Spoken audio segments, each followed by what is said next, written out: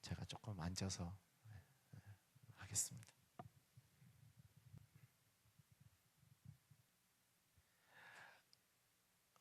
앉아서 하니까 좋죠? 편안하게 함께 하겠습니다. 요한일서를 우리가 함께 계속 보고 있습니다. 요한일서는 성도들이 있어서 특별히 복음의 공동체 안에서 어떻게 우리가 믿음으로 실제 살아가야 될 것인지에 대한 상당한 프랙티컬한 좋은 가이드의 책입니다. 그래서 특별히 요한일서를 읽으실 때 봐야 되는 안경이 있다면 참된 복음을 받아들였으나 그러나 세상과 그리고 자기의 욕망으로 해석되어져 있는, 특별히 본문 안에 나타난 요한일서를 받는 교회의 영적 상태는 이 영지주의에 빠져 있는 것이라고 제가 설명드렸죠. 그러한 잘못된 복음적 해석, 자의적인 해석에 빠져 있는 잘못된 공동체 안에서 어떻게 참신앙을 회복하며 참신앙 가운데 가정, 그리고 교회, 그리고 지역사회 가운데 어떻게 참된 하나님의 영광의 자녀로 살아갈 것인가에 대한 중요한 본질과 이 프랙티컬한 두 가지의 균형을 이야기하고 있는 책입니다. 그래서 그 안경을 쓰시고 계속 보신다면 상당히 마음에 와닿는 메시지를 듣게 되실 것입니다. 오늘 본문 1절부터 3절 우리 한번 같이 읽도록 하겠습니다. 시작. 보십시오. 아버지께서 얼마나 큰 사랑을 우리에게 베풀어 주셨습니까? 우리가 하나님의 자녀라 불리게 됐으니 우리가 정말 하나님의 자녀입니다. 세상이 우리를 알지 못한 것은 세상이 하나님을 알지 못하기 때문입니다. 사랑하는 여러분, 이제 우리가 자녀들입니다. 우리가 어떻게 될지는 아직 그리스도께서 나타나시면 우리도 그분과 같이 될 것이 우리는 압니다. 우리가 그분을 있는 모습 그대로 볼 것이기 때문입니다. 누구든지 그분을 향해 이 소망을 가진 사람은 그분께서 정결케 하신 것처럼 자신을 정결케 해야 합니다. 오늘 1절부터 3절을 통해서 우리가 눈으로 확 들어와야 될 것은 이 구절입니다. 특별히 1절에 보게 되면 우리는 하나님의 자녀라고 불리게 됐다는 것이죠. 그러나 어떻게 불리게 됐는가? 그 1절의 상반절을 보게 되면 보라, 우리가 얼마나 큰 사랑을 우리가 받았는가라는 것입니다. 저와 여러분 하나님의 자녀입니다. 그것이 기독교 신앙을 가진 성도들의 정체성입니다. 자녀람은 하나님을 아비로 둔 자들입니다. 그것이 바로 사랑입니다. 저와 여러분은 죄인이기 때문에 사랑을 알지 못합니다. 사랑은 받아야만 깨닫게 되는 것입니다. 한국교회의 지금 위기는 타성에 젖어 있는 신앙입니다. 내가 알고 있다고 착각하는 것입니다. 여러분들이 만난 주님이 진짜 주님이십니까? 여러분들이 지금 믿고 있는 신앙이 진짜 신앙입니까? 가정에서, 직장에서, 교회에서 우리가 표현하고 말하는 것이 정말 그리스도가 드러나고 있습니까? 정말 하나님의 자녀라면 저와 여러분의 삶을 통해서 하나님의 사랑이 드러나야 합니다. 그렇지 않는다면 우리는 아직 주님을 만나지 않은 것입니다. 특별히 1절부터 3절을 통해서 우리가 깨달아야 될 것은, 그렇다면 우리를 받아주신 하나님의 사랑, 베풀어 주신 사랑, 죄인인데 자녀로 받아주신 그 사랑의 본질이 무엇이냐는 것입니다. 그것은 바로 저와 여러분의 인생의 본질을 얘기하는 것입니다. 저와 여러분의 인생의 본질은 하나님의 사랑이어야만 합니다. 나를 받아주신 것에 감사해야 하고 나를 구원하고 선택하신 것에 대해서 감사하는 마음이 있어야 합니다. 신앙의 내용은 이것입니다. 죽을 수밖에 없는 내가 하나님의 아들의 죽음을 통해 선택되어졌다라는 것입니다. 나의 공로는 없습니다.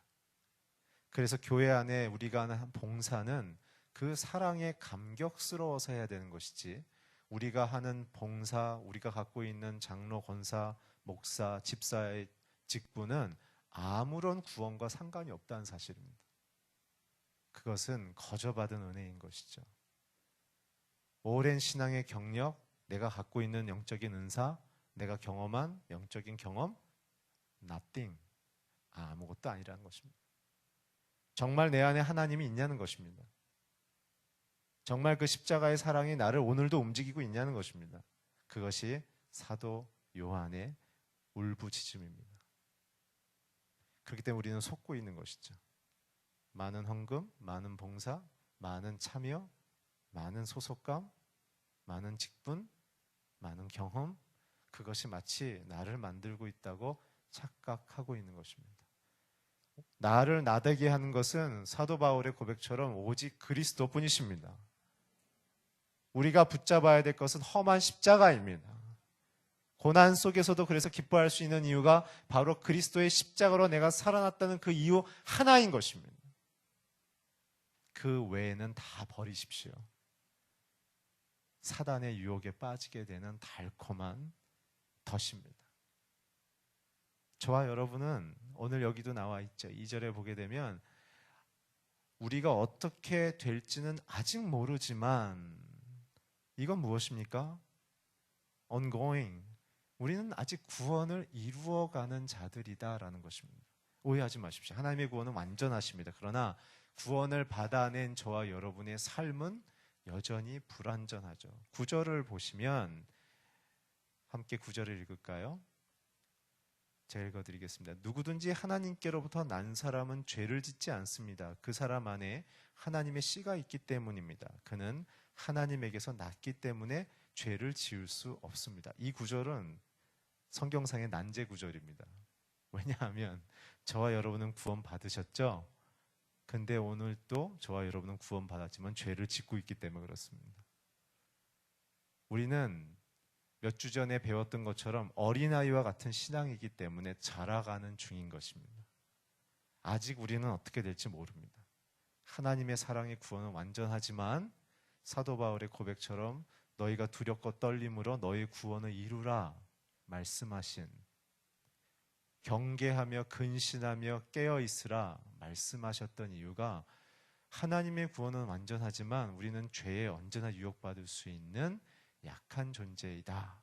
그래서 하나님의 도움만을 24시간 구해야만 그 구원의 참된 가치, 기쁨, 능력을 누릴 수 있다라는 사실입니다. 여기서 우리가 정신이 바짝 깨져야 됩니다. 교회를 들락날락 한다고 해서 구원을 받는 게 아니구나 라는 사실이죠. 저와 여러분의 인격과 삶과 우리의 마음의 중심과 가치와 핵심이, 태도의 근본이, 행동의 결정권이 정말 십자가에 있냐는 것입니다. 그것이 사랑의 메인바 되어졌다라는 뜻입니다.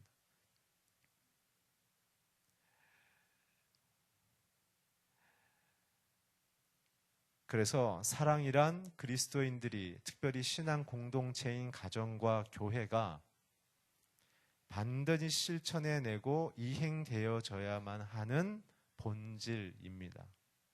교회는 그것을 위해 부름받았습니다. 교회에 와서 자신의 실력을 자랑하려 하지 마십시오. 순에서 오직 그리스도의 십자가에서 받은 은혜만을 나누십시오. 교회는 자기 자랑하는 데가 아닙니다. 자기가 뭘 했는지 얘기하는 데가 아닙니다. 다른 사람을 향한 평가를 하는 곳이 아닙니다. 십자가 앞에서 내가 누군지를 고백하는 공동체입니다. 그래야 생명이 있습니다. 그래야 살아납니다. 그래야 주님 만납니다.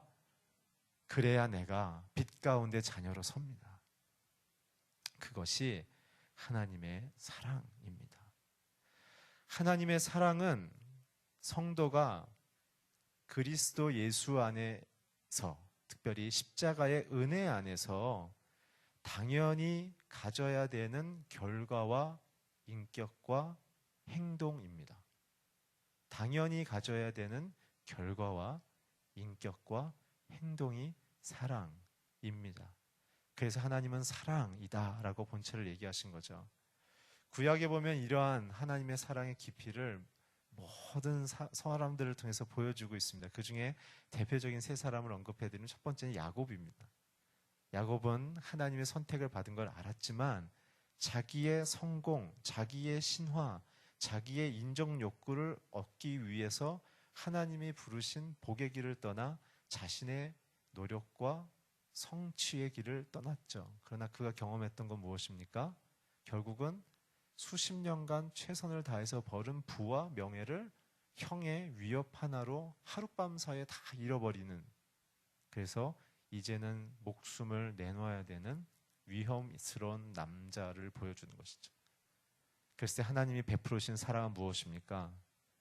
그의 혈기와 그의 고집을 꺾을 수 있는 상징인 이 다리뼈를 부러뜨리는, 핸디캡이 되게 만들어서 사회에서, 메인 소사이어티에서 살 수 없고 이제는 대그룹에서 빠져서 사람들의 눈을 피해 살아가야 되는 장애인의 인생으로 전락시켜서 자신이 갖고 있는 인생의 기준에 덧없음을 깨닫게 하신 이후에 그 버려진 인생을 이제 하나님의 축복의 아들로 선택하며 지켜나가는, 그의 아들들의 아들들이 엉망진창이지만 그 가정을 통하여 예수 그리스도가 오심을 허락하시는 사랑을 그에게 베푸시죠.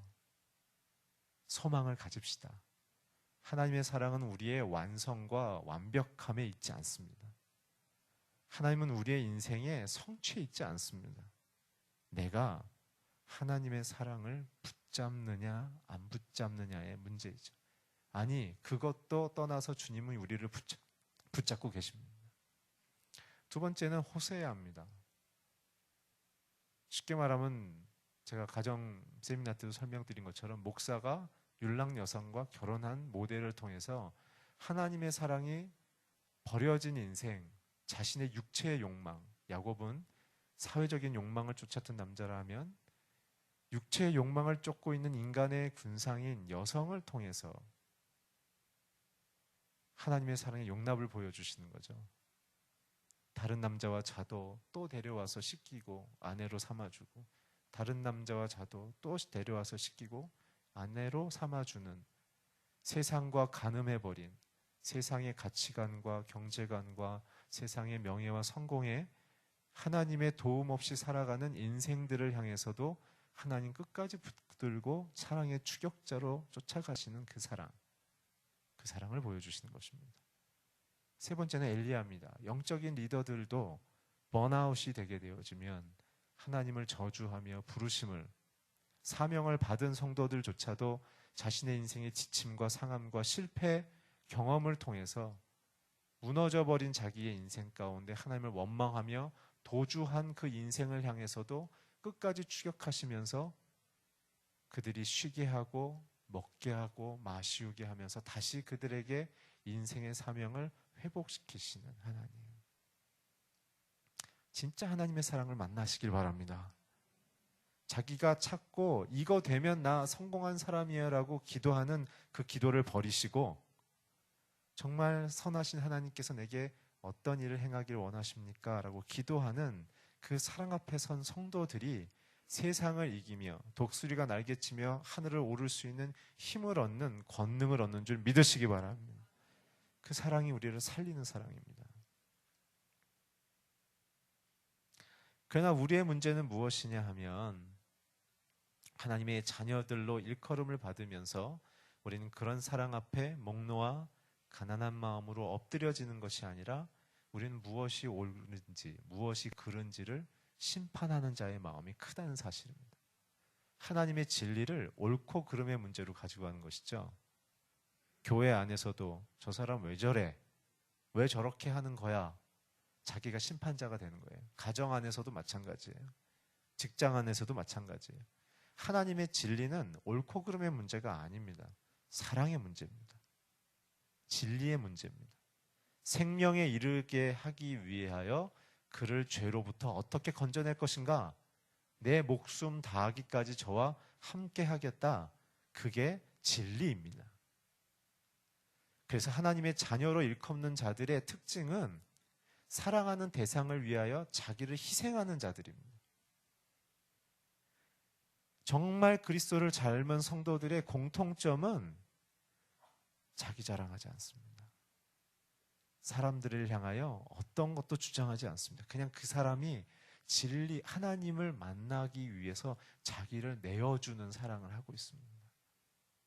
비난해도 견디고 힘들어도 견디고 인생의 요동쳐도 함께 견뎌주고 전화하면 언제든지 달려가고 자신의 문제인 양 아파하고 눈물 흘리는 자들, 이런 자들이 장로님들이 되셔야 하고 권사님들이 되셔야 하고 집사님들이 되셔야 되고 목사가 되어져야 합니다. 진짜 힘은 사랑의 힘입니다. 진짜 리더십은 내가 사람을 얼만큼 사랑해낼 수 있느냐가 나의 리더십을 결정하는 것입니다. 자리가 아닙니다. 오늘 사도 요한이 그 얘기를 하고 있는 것이죠. 그럼 우린 누구입니까? 자막을 통해 요한복음 8장 44절 한번 같이 읽겠습니다. 시작.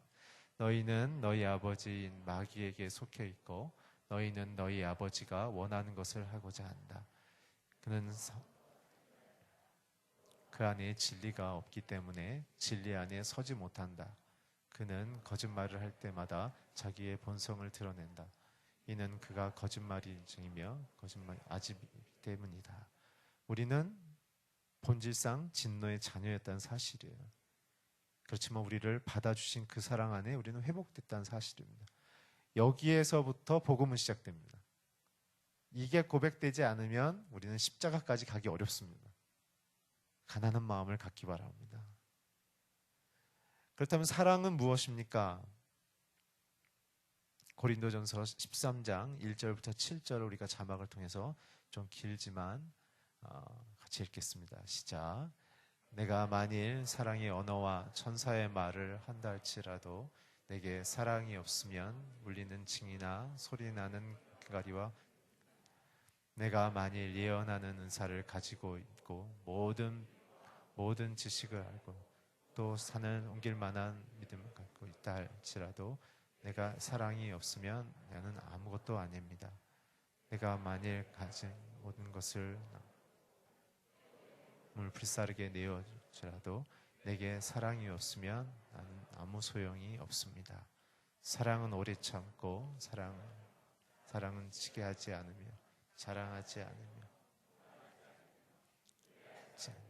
자기 유익을 구차하지 않으며 성내지 않으며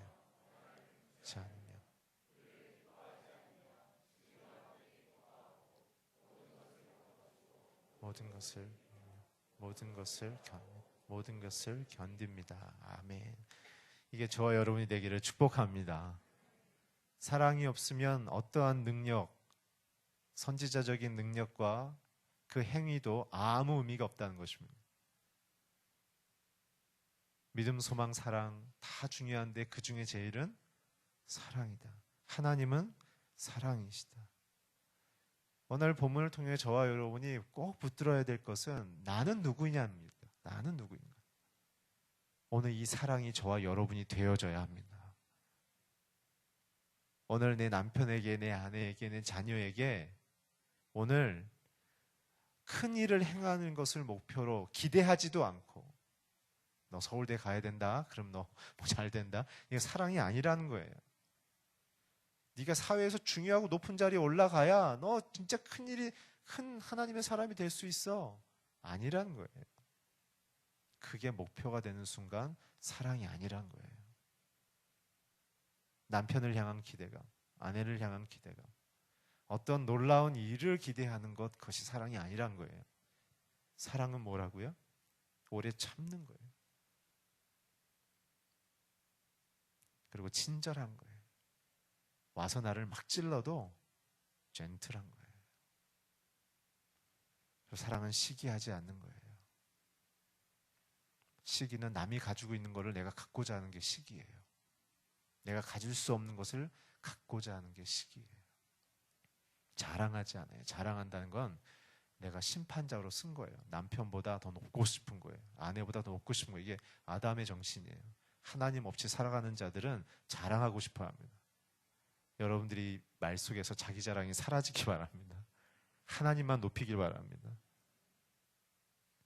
교만하지 않다는 거예요. 내 인생의 참된 권위자가 하나님인 걸 아는 거예요. 십자가로 나를 살리신 주님, 그 사랑을 받았기 때문에 내가 오늘 살아갈 수 있다는 걸 고백하는 거예요. 무례하지 않아요. 사랑을 갖고 있는 사람은요, 무례히 당해도 무례하지 않습니다. 자기 유익을 구하지 않아요. 왜요? 예수님 닮아서 그래요. 사람을 살리기 위해서는요, 다 내주는 거예요. 건강도 내주고요. 사람 살리고 싶다 이 생각으로 연구하시고 회사에서 결제하시고 동료와 상사와 부하 직원들 돌보시고 기도하시고 지역사회 사람들 손잡아 주는 거예요. 여러분, 화내지 않아요. 원한을 품지 않아요. 다 용서해 주는 거예요. 사랑의 실천의 핵심은 용서와 화해입니다. 내가 용서와 화해의 인생의 열매를 맺고 있는가, 그게 내가 진짜 성도인지 가짜 성도인지를 가름하는 시금석입니다. 불의를 기뻐하지 않아요. 그리고 진리와 함께 기뻐해요. 직장에서 여러분들이 성도인 걸 드러내십시오. 잘리기까지밖에 더 하겠습니까? 죽지 않아요. 그런데 놀라운 사실은 그렇게 살아내면 여러분들의 업계에서 여러분들의 리더십이 높아진다는 사실이에요. 제가 알고 있던 한 분은 회계법인의 대표셨는데 사람들의 원하는 계약을 따내셨어요. 근데 기도했는데 마음이 불편해서 수십억의 위약금을 물고 계약을 파기하셨어요. 6개월 동안 주주들로부터 보직 해임과 사임에 대한 엄청난, 사내에서도 리더십이 깨졌습니다. 6개월 동안 지옥과 같은 인생을 보냈어요. 그러나 그 이후에 6개월 지난 이후에 그 기업이 거대한 검은 자금을 세탁했던 기업임이 드러나면서 그 기업의 회계 감독을 맡았던 회사는 공중분해가 돼버렸습니다. 그래서 이분은 사임 위기에 갔다가 그 업계에서 상당히 높은 리더십이 됐습니다. 여러분, 사랑하면 영향력이 생깁니다. 사랑하면 창의적이 되는 거예요. 사랑하면 보이지 않는 게 보이기 시작합니다. 그게 성도들의 능력이자 영향력인 것이에요. 그리고 모든 걸 덮어주고 모든 것을 믿으며 모든 걸 바라고 모든 걸 견디는 거예요. 침묵의 영성이에요. 예수님의 모습이에요. 예수님의 마지막 심판 때, 예수님의 마지막 재판 때의 모습을 기억하십시오. 제자들이 어디 있냐고 그렇게 추궁을 했을 때 예수님은 자신을 배신한 제자들을 어디 있다고 소재를 절대 얘기하지 않으셨습니다. 그리고 나서 부활하신 다음에 굿모닝 그러셨죠. 괜찮아. 편안해. 괜찮아. 주님이 오늘 우리에게 나타난다면 뭐라고 얘기하실까요? 괜찮아. 그러세요. 괜찮아. 오늘 자신이 하나님 앞에 참된 용서를 받은 성도인 것을 깨닫는 자들이라면 이 이야기가 엄청난 큰 사랑인 것을 알 수 있습니다.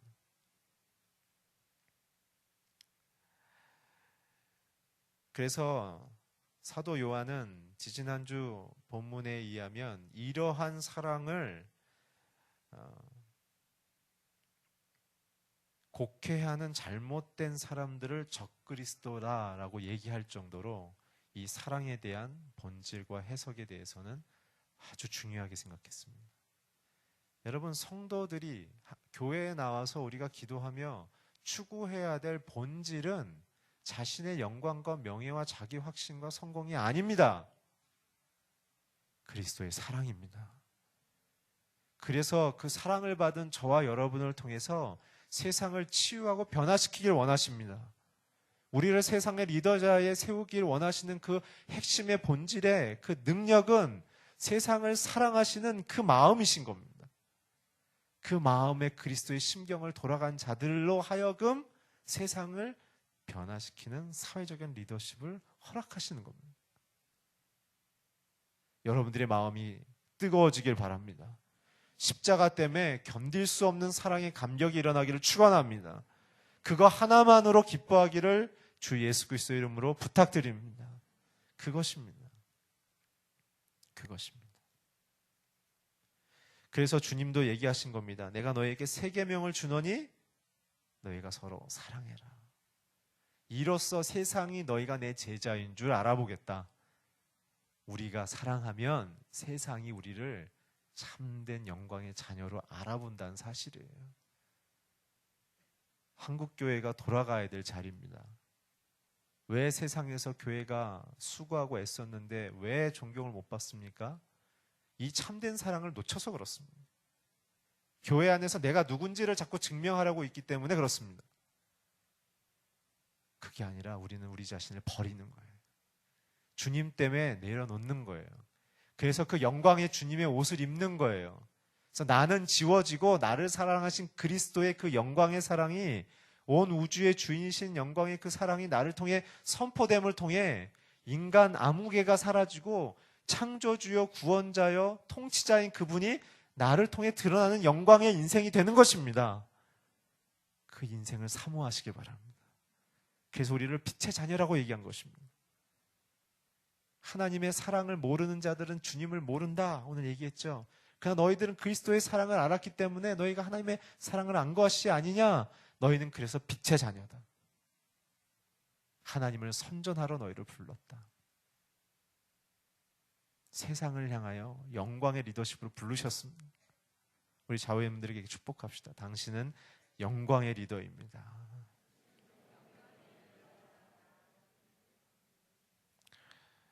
마태복음 22장 37절에서 40절을 한번 자막을 통해 같이 읽겠습니다. 시작. 예수께서 대답하셨습니다. 내 마음을 다하고 내 생명을 다하고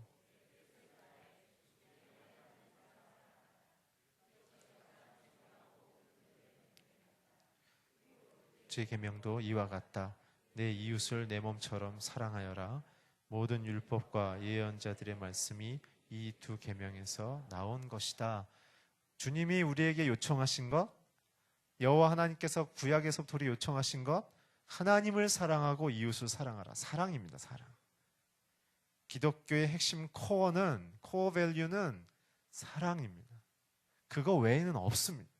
사랑이 그래서 능력이며, 사랑이 그래서 생명이며, 사랑이 그래서 치유이며, 사랑이 그래서 영향력인 것입니다. 사랑하십시다. 사랑은 희생인 것입니다.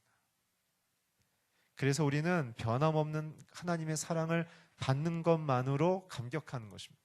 상황과 조건이 아닙니다. 이것 주세요. 저렇게 해주세요. 건강하게 해주세요. 치유해 주세요. 안 그래도 기뻐해야 되는 것입니다.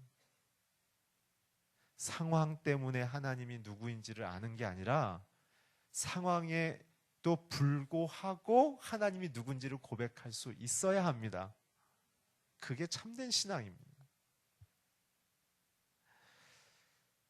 그렇다면 우리는 누구일까요? 4절부터 10절의 내용을 다 읽을 수는 없어서 제가 두 가지로 좀 끊어서 설명드리겠습니다. 우리 자막을 통해서 로마서 3장 10절에서 13절을 같이 읽으시겠습니다. 시작. 기록되기를 의인은 없으니 하나도 없고 깨닫는 자도 없고 하나님을 찾는 자도 없다.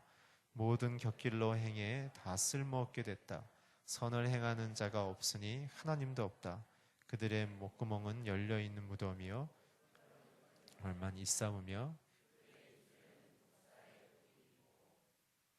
4절부터 10절까지 얘기는 그렇다면은 누가 하나님을 사랑하는 자인가, 누가 성도인가를 얘기하는 것인데 그것은 바로 무엇이냐 하면 죄를 짓지 않는 것에 대한 이야기를 얘기합니다.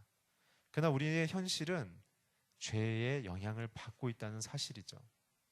그래서 죄에 대한 정의를 사도 요한과 바울이 약간 같은 내용이지만 약간 다른 시각으로 갖고 있어서 이걸 잠깐 소개하려 합니다. 사도 요한은 죄를 오늘 읽은 것처럼 불법이라고 얘기했습니다. 불법은 무엇이냐면 먼저 죄란 무엇이냐 하면 하나님의 뜻보다 자기의 뜻을 중요하게 여기며 사는 것이 죄입니다. 하나님을 알아도 자신의 뜻을 높이는 게 죄인 것이죠. 그래서 사도 바울은 죄를 어떠한 상태로 얘기했는데 그 상태를 방금 설명드린 것처럼 하나님을 모르는 상태, 하나님의 뜻을 무시하는 상태, 그 상태를 죄라고 얘기했습니다. 죄에 빠지지 않기 위해선 저와 여러분이 무시로 말씀과 기도를 통해 내게 향하신 하나님의 뜻이 무엇인지를 받아내야 합니다. 그것이 큐티입니다. 큐티하십시오. 말씀 없이, 정처 없이 경험과 지식으로 살면 죄에 빠지기 쉽습니다. 왜냐하면 지식은 자신의 인생을 합리적으로 분석해서 자기 확신을 얻게 하기 때문에 그렇습니다. 그래서 하나님의 뜻보다는 자기의 판단을 믿게 만들죠. 그것이 인본주의 공교육의 현실적인 결과물인 것입니다. 우리는 창조주 하나님, 지식의 근본인 하나님을 붙잡아야 되는 것이죠. 거기에 대한 사도 요한의 죄는 불법입니다. 그러한 상태에서 나아가서 방향 없는 행동과 삶을 죄라고 얘기하셨습니다. 그래서 그것을 주의하라는 것입니다. 하나님이 누구인지 그 뜻만을 의지하며 살아가라는 것입니다. 그래서 죄와 사망이란 것은 결국은 무엇입니까? 하나님의 뜻을 거스르고 하나님이 원하시지 않는 생명 없는, 사랑 없는 혼돈스러운 불안한 인생을 죄라고 얘기하는 것입니다. 하나님의 사랑 안에 있는 자들은요, 분명한 목표의식이 있습니다. 하나님의 뜻을 알기 때문에. 그래서 기뻐할 수 있고 견딜 수 있습니다. 아무리 풍족해도 공허하고 우울한 이유는 하나님의 뜻과 사랑을 받아내지 못했기 때문에 그렇습니다. 오늘 저와 여러분을 살리는 하나님의 사랑 안으로 다시 돌아가기를 주의 이름으로 축복합니다. 그렇기 때문에 우리는 어떻게 해야 됩니까? 죄를 발견해야 합니다. 히브리서 4장 12절 13절을 함께 자막을 통해 읽겠습니다. 시작. 하나님의 말씀은 살아있고 힘이 있으며 양날선 어떤 칼보다도 혼과 영과 관절과 골수까지 찔러 쪼개기까지 하며 마음의 생각과 의도를 분별해냅니다. 그러므로 어떤 피조물이라도 하나님 앞에 숨을 수 없고 오히려 모든 것은 우리에게서 진술을 받으실 그분 눈앞에서 벌거벗은 채 드러나 있습니다. 죄는 어디서 발견되는가? 하나님 말씀 앞에 서야 됩니다. 어떻게 청년의 죄를 깨끗게 할 것인가? 그 말씀으로 깨끗게 하겠다고 성경은 얘기하고 있는 것이죠. 저와 여러분의 기도 속에 가장 중요한 것은 말씀을 붙들고 하나님 말씀처럼 나를 깨끗하게 해 주십시오라고 하는 회개의 기도가 우리를 살리는 기도입니다. 오늘 그래야만 우리가 하나님께 속하게 되어지는 것입니다. 그렇게 한 자들이 결국은 어떻게 되는 것인가? 형제를 사랑하게 된다라고 얘기하는 것이죠. 사랑의 실천은 하나님을 사랑하고 이웃을 사랑하는 것입니다. 오늘 그것이 저와 여러분을 살리는 삶의 본질이자 우리에게 요청하시는 삶의 실천 열매입니다. 오늘 우리의 사랑의 실천의 기준이 고린도전서 13장으로 돌아가기를 축원합니다. 그냥 이걸 출력해서 집에 보이는 데만 다 붙여 놓으시고요. 아침에 일어나면 텔레비전 켜시기 전에 부부가 서로 읽고 선포해 주십시오. 이름을 넣어가지고. 서로 처음엔 좀 겸연쩍을지 모르겠으나 계속 선포하면 그렇게 되는 줄 믿습니다. 자녀에게도 선포하고 머리에 손 얹고 그렇게 기도해 주십시오. 세상에서 이렇게 살아가도록. 교회 안에서만 강한 자가 되지 마시고 진짜 메인스테이지인 세상 가서 우리가 사랑을 실천해내는 아름다운 인생이 되기를 바랍니다. 그래서 우리에게 더 사랑이라는 노숙자들과 쪽방촌과 장애인 가족들과 미혼모들을 섬기는 시간들을 계속 우리에게 주신 것입니다. 그래서 우리가 봉사를 위해서 하는 것이 아니라 저와 여러분을 살리는 하나님의 사랑을 현장에서 맛보게 하시는 것입니다. 저는 정말 기도합니다. 많은 아름다운 소식을 듣고 있습니다. 자신의 내면이 변해가는 소식들, 그리스도의 십자가를 발견하는 그 참 감격이 회복된 소식들을 참 많이 듣고 있습니다. 저는 이것이 저와 여러분, 우리 대전원들교회 모든 분들을 포함해서 한 사람도 소외된 자 없이 전부 다 십자가의 그늘 아래로 거하는 아름다운 사랑의 실천이 되어지는 역사가 되기를 주의 이름으로 축원합니다. 기도하겠습니다. 하나님 감사합니다. 우리를 사랑하셔서, 우리를 먼저 사랑하셔서 그 사랑 안에 거하게 하심을 찬양합니다. 주님의 사랑만을 담게 하여 주시옵소서. 그 사랑만을 의지하게 하여 주시옵소서. 참된 사랑의 행복과 생명의 기쁨을 누리게 하여 주시옵소서. 예수 그리스도의 이름으로 기도했습니다.